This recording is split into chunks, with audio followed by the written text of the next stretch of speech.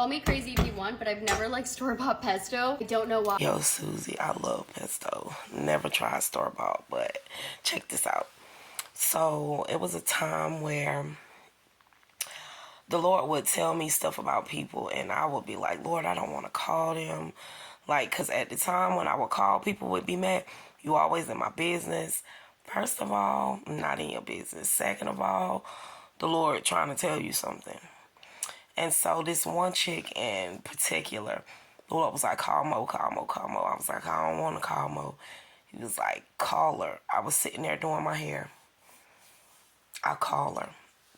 Like, what you doing? She was like, there you go in my business. And, you know, all I kept hearing the Lord say was, tell her don't go with him. And I was like, the Lord said don't go with him. And she was like, you don't even know him.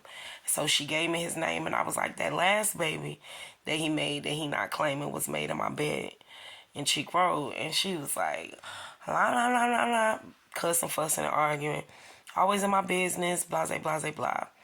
Fast forward about 2 years, maybe 3 years later, I see her when I come back to North Carolina, and I'm going down to the courthouse to get a birth certificate or whatever.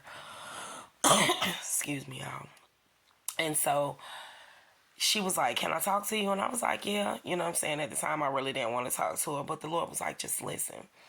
And she was like, that night that you called me and told me don't go with him, I was really going to go. And she said, and then I did.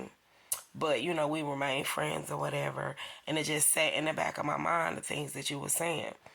And he came out and told me that if you would have went with me that night, we would have had sex. And I'm HIV positive, and I was trying to give it to everybody that I could.